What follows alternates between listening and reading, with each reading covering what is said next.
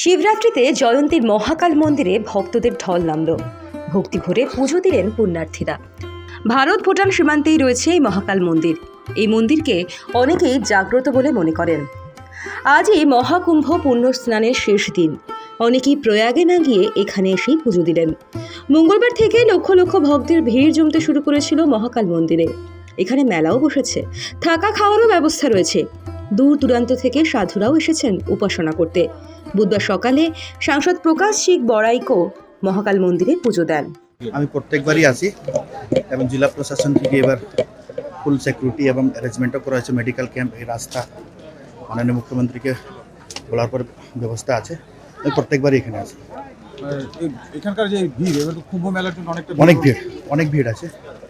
Continue 3-4 দিন ধরে ভিড় আছে। আজকে ম্যাক্সিমাম ভিড় আছে। সমাজসেবী কমল দাশগুপ্ত জানিয়েছেন, ভক্তদের খাওয়া দাওয়া ও থাকার ব্যবস্থা তারাই করেছেন। সমস্ত পরিষেবাই বিনামূল্যে দিচ্ছেন। কমলবাবু জানিয়েছেন, প্রায় 2.5-3 লক্ষ পুণ্যার্থী এখানে এসেছেন, আরও আসছেন।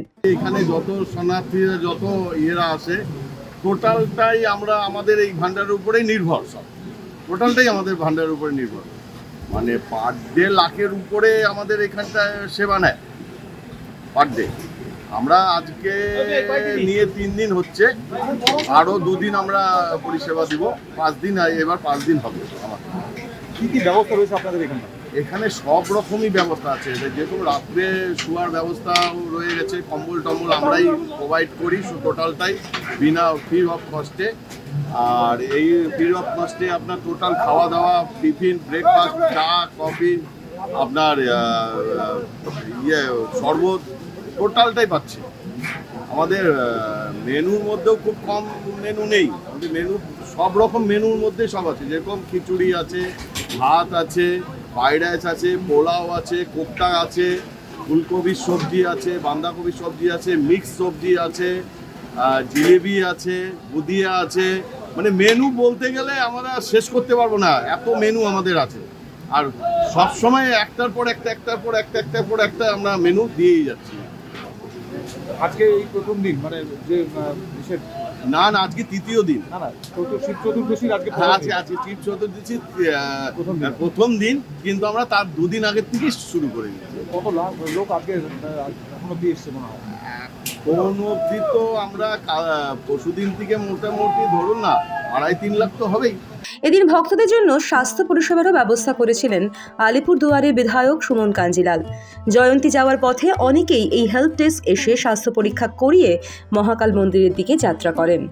ঐতিহ্যসম্পন্ন জয়ন্তী মহাকাল, ভুটান পাহাড়ে সেই মহাকাল মন্দির অবস্থিত এবং প্রচুর মানুষ আমাদের রাজ্য, তার বাইরে বিভিন্ন রাজ্যের পুণ্যার্থী ভক্তবৃন্দ এই মহাশিবরাত্রি উপলক্ষে এখানে আসেন এবং তারা শিবের মন্দিরে, শিবের মাথায় তারা জল ঢালেন, পূজা অর্চনা করেন। এবং এই উপলক্ষেই এবার বিভিন্ন রকম ব্যবস্থা নেওয়া হয়েছে। আমাদের মুখ্যমন্ত্রী মাননীয় মমতা বন্দ্যোপাধ্যায় তিনি বিশেষ নির্দেশ দিয়েছেন। তার নির্দেশে এবার পুণ্যার্থীরা যাতে সুন্দরভাবে মহাকাল দর্শন করতে পারে, মহাকাল পূজায় অংশ নিতে পারে, তার জন্য প্রশাসন সর্বত ব্যবস্থা নিয়েছে। আমরাও ঠিক জয়ন্তী ঢোকার মুখে যে রাজা ভাতখাওয়া যে চেকপোস্ট আছে, সেখানে এই প্রথমবার আমরা একটা সহায়তা শিবির চালু করলাম। আপনারা দেখছেন যে সহায়তা শিবিরে আমাদের একদিকে স্বাস্থ্য পরিষেবা আছে, কারণ প্রচুর মানুষ অনেকটা রাস্তা ট্রেকিং করে পাহাড় চড়ে এবং মহাকাল মন্দিরে যায়।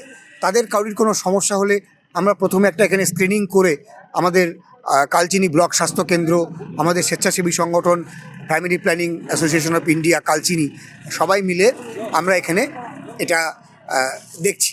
সেই সঙ্গে সঙ্গে পুণ্যার্থীদের, ভক্তদের এখানে পানীয় জল দেওয়া, ওষুধ বিতরণ করা এবং যা যা করার দরকার, তাদের যা যা অসুবিধা হচ্ছে ঢোকার মুখে, কারণ আপনারা জানেন এটা একটা বক্সা টাইগার রিজার্ভ, সংরক্ষিত জঙ্গল। সেখানে অনেকটা পথ অতিক্রম করে তাদেরকে, ভক্তবৃন্দদেরকে যেতে হচ্ছে। তারা যাতে কোনো সমস্যায় না পড়েন, সবসময় তাদের পাশে থাকবার জন্য আমরা মুখ্যমন্ত্রীর নির্দেশে এই রাজা ভাতখাওয়া চেকপোস্টে এই প্রথমবার আমরা এই ব্যবস্থা করেছি। কোচবিহার থেকে রিয়া দাসের রিপোর্ট, দ্য ওয়ার্ল্ড।